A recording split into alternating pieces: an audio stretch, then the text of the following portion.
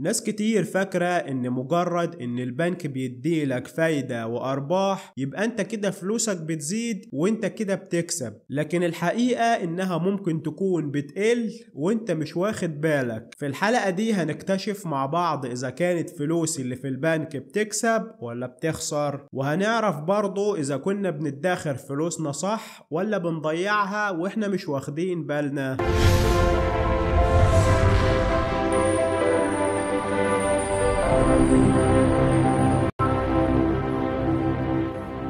أنا عايزك تتخيل معايا المشهد ده. واحد عنده صندوق حديد مليان فلوس وحطه في الدولاب وقافل عليه بالمفتاح، وكل فترة بيفتح الصندوق يلاقيه بيكبر وبيزيد، أرقام كتير وفلوس كتير، وهو فرحان وحاسس إن هو كده مأمن نفسه صح. وواحد تاني قالك لأ، أنا لازم أحط فلوسي دي في البنك علشان تجيب لي فايدة وأرباح. هو أنا عبيط؟ كل واحد فيهم فهم الأمان بطريقته. بس استنى شوية انت هو مش نفس الفلوس دي اللي كانت معاكم واللي كنتوا بتشتروه منها ب1000 جنيه السنة اللي فاتت، النهاردة بقيتوا بتشتروه ب1200 جنيه؟ يعني عمنا الحاج اللي حاطط فلوسه في الصندوق ده فلوسه بتكبر، بس بتكبر أرقام بس، لكن كقيمة هي في الحقيقة بتقل. وطبعا عمنا الناصح اللي قالك انا هحط فلوسي في البنك بيقول انا كده طبعا في السليم، وهو ما يعرفش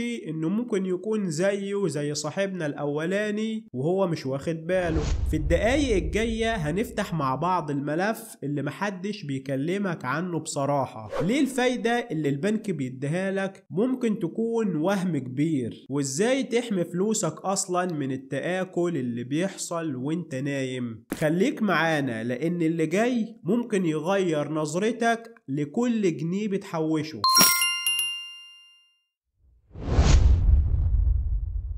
عارفين مين فكرني بالموضوع ده؟ عم سيد جارنا اللي كان دايما يقول انا راجل بحب الامان وفلوسي لازم تبقى قدامي. كان كل شهر بيحوش 1000 جنيه في وديعة، والبنك كان بيديله 10% فايدة. بعد سنة قال لي كده وهو مفتخر بنفسه انا كده كسبت، وكل 1000 جنيه رجعت لي 1100. طبعا انا ضحكت ومرضتش اقول له على اللي فيها علشان ما بوظلوش فرحته، لكن هو اكتشف الموضوع بنفسه. عم سيد كان نفسه يشتري موبايل ب10,000 جنيه، بعد سنة لقى الموبايل ده تمنه 12,000 جنيه بسبب زيادة الاسعار. يعني رغم ان البنك زوده 1000 جنيه على 10,000 جنيه اللي حطها، الا ان هو في الحقيقة خسر 1000 جنيه من قدرته الشرائية. ودي يا صديقي القصة اللي بتحصل مع ملايين الناس من غير ما يحسوا. طيب ايه الموضوع بالظبط؟ الموضوع يا صديقي ببساطة هو انك ما حطيتش التضخم في حساباتك. يا عم تضخم ايه واقتصاد ايه وعقد ايه؟ احنا بنكلمك عن الفلوس اللي احنا بنحوشها، تقول لي تضخم واقتصاد ومش عارف ايه. عايز اقولك ان التضخم مصطلح اقتصادي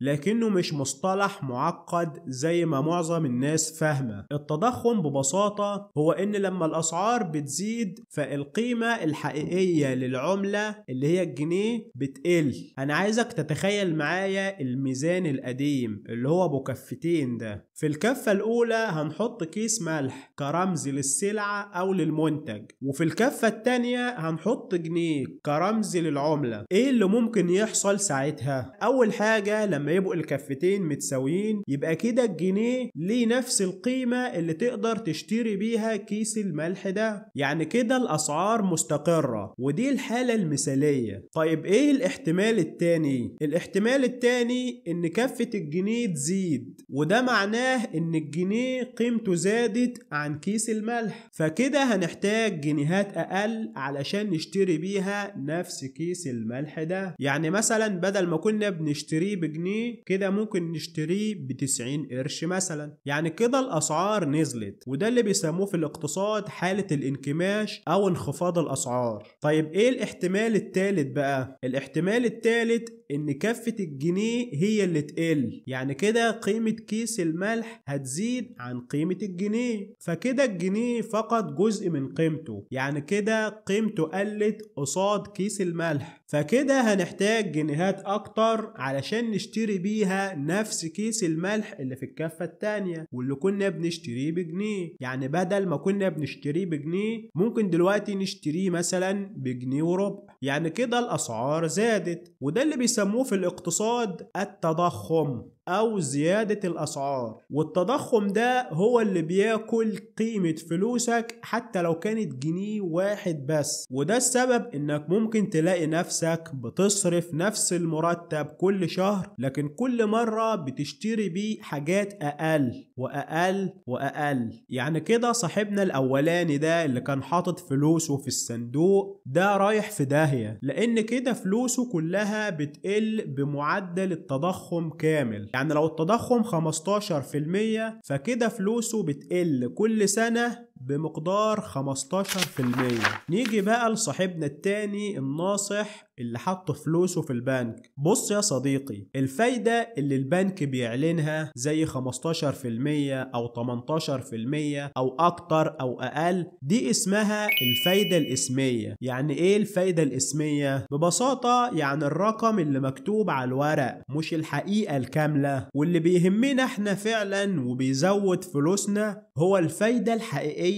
مش الاسمية. ودي المعادلة اللي بيستخدموها الخبراء واللي بتكشف لك الصورة كاملة. سعر الفايدة الحقيقي بيساوي الفايدة الاسمية ناقص معدل التضخم. خلينا نطبقها مع بعض بالأرقام. لو إن الفايدة الاسمية اللي أعلنها البنك مثلا 18% وكان معدل التضخم 15%، يبقى كده الفايدة الحقيقية هي 3% فقط، وده معناه إنك كسبت فعلا 3% بعد خصم التآكل اللي حصل بسبب زيادة الأسعار والتضخم. لكن لو كان معدل التضخم 20% وكانت الفايدة الاسمية اللي أعلنها البنك 18%، فالفايدة الحقيقية هنا بتساوي سالب 2%. يعني كده فعليا قيمة فلوسك قلت بنسبة 2%، يعني انت كده خسرت 2% من قيمة فلوسك. يعني كده فعليا فلوسك بتقل وانت فاكر انك بتكسب، وده بقى اخطر فخ ممكن توقع نفسك فيه، لان ببساطة انت بتبقى فاكر انك بتكسب وبتنمي فلوسك، لكن الحقيقة ممكن تكون العكس، او ان ممكن تكون الزيادة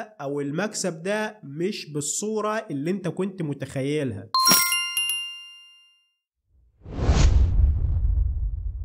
خدها مني قاعدة عامة في حياتك، الفلوس اللي قيمتها ما بتزيدش يبقى انت كده بتخسرها حتى لو زادت ارقام. الادخار لوحده في حساب جاري او تحت البلاطة ده مش امان حقيقي، انما ده امان مزيف. لكن الامان الحقيقي انك تحافظ على قيمة الفلوس مش على عددها. طيب ازاي نعمل كده؟ ببساطة كده وقولا واحدا نحط فلوسنا في ادوات بتواكب الاسعار والتضخم. خليني اقول لك على امثلة عملية. مثلا الشهادات البنكية اللي العائد بتاعها مرتفع دي بتكون مناسبة لو ان الفايدة اعلى من التضخم بنسبة معقولة، يعني كده بتدي لك عائد ثابت وامان معقول. تاني حاجة الذهب ده هو الملاذ الامن اللي بيحافظ على قيمته في وقت الازمات والتضخم. مش معنى كده انك تحط كل فلوسك فيه، لا، لكن ممكن تحط جزء منها للتأمين وللأمان. تالت حاجة صناديق الاستثمار منخفضة المخاطر أو الصناديق الآمنة، لأن صناديق الاستثمار دي بتختلف على حسب درجة المخاطرة. يعني أنت لو مش خبير في الاستثمار يبقى خليك في الصناديق اللي بيديرها متخصصين زي الصناديق اللي بتديرها البنوك، كده فلوسك بتتحرك وبتكسب بدل ما تنام. رابع حاجة الأصول المدرة للدخل زي العقارات الصغيرة أو مشروع صغير يجيب لك دخل ثابت بسيط ومعقول. الهدف هنا إنك تعوض الزيادة في الأسعار بدخل إضافي.